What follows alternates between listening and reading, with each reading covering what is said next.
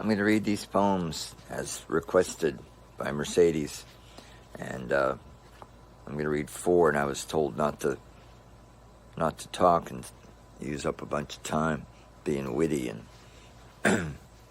and all the other stuff that one is. And I'm also not going to show my whole face because I have no ego at all. So I'm going to read one poem from each of 4 books, kind of like, a greatest hits, sort of, kind of. Here we go. First one is from the Traveler's Companion book. It's called Quitting Time, from when I worked in a grindstone factory outside of Cambridge, Mass. Here we go. Quitting time.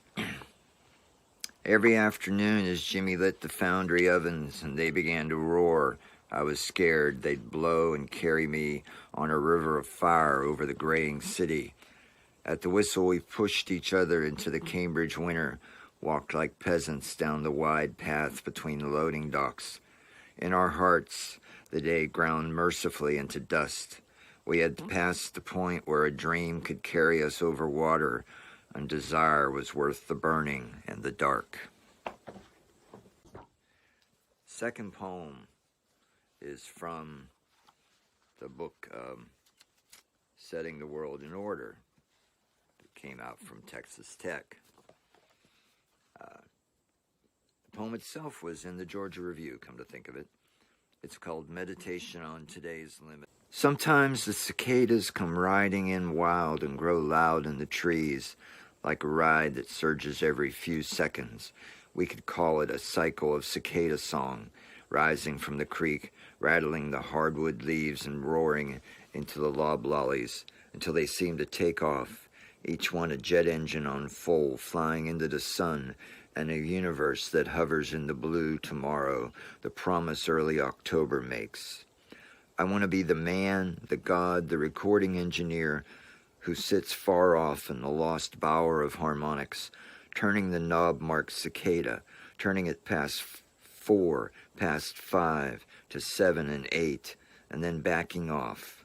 Somewhere in my heart, the hint of mercy saying, we can't stand anymore. This song, this sun, this blue, these cicadas.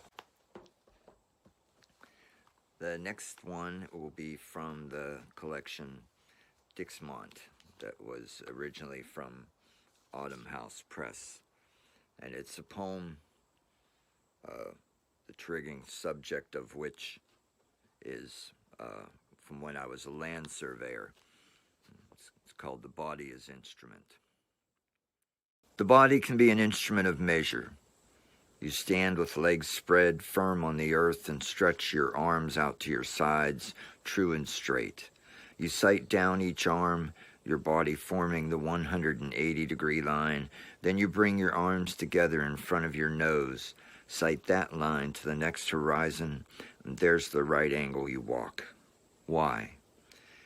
Maybe you're looking for something, maybe plotting or plodding the boundary of a field, or more boring, the corner of a lot that will be like the lot, like the lot, like the lot next to it.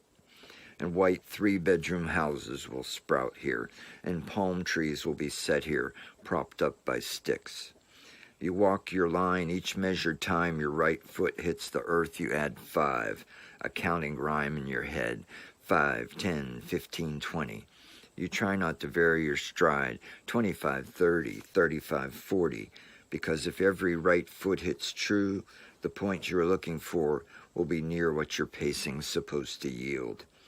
We took pride in measuring distance with our feet, turning angles by hand, eyeballing plumb without a range rod and level.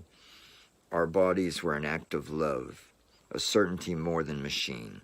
We wanted to find our reference points, traverse our way across field or swamp, subdivision or highway curve without the theodolites turned angles.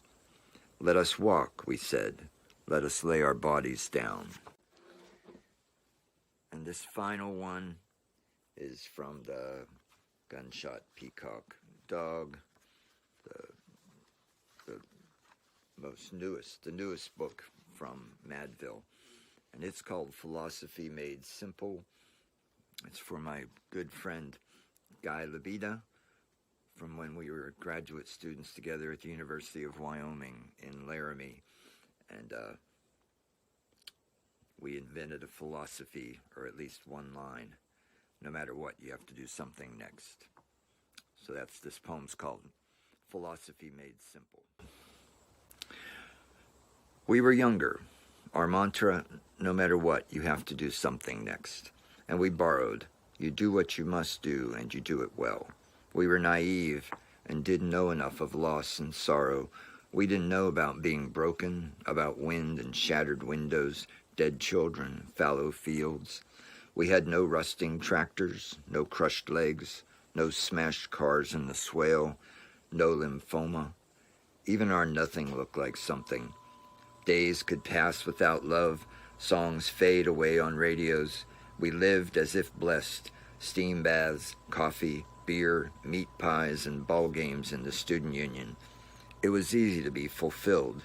Something always happened next, and we did not look far enough into the dark to fear its coming.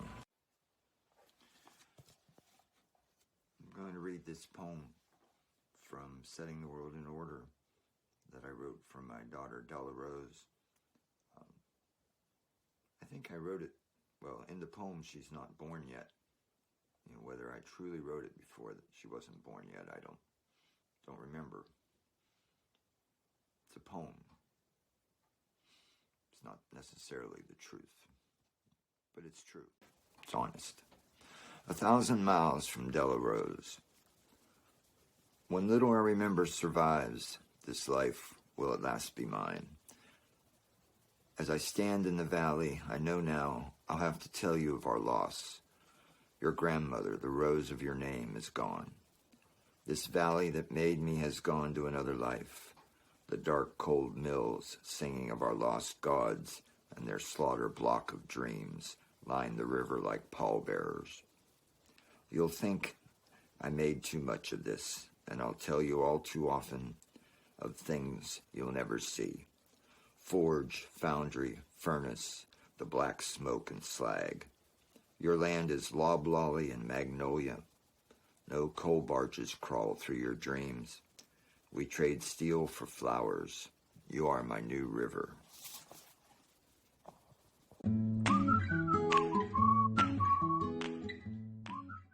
That would be my 5 minutes.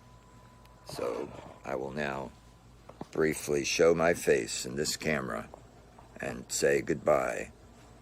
And before I do, show everybody Jasper the dog as he licks himself.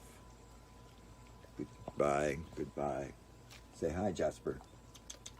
Say hi. Yeah, how are you doing? Bye.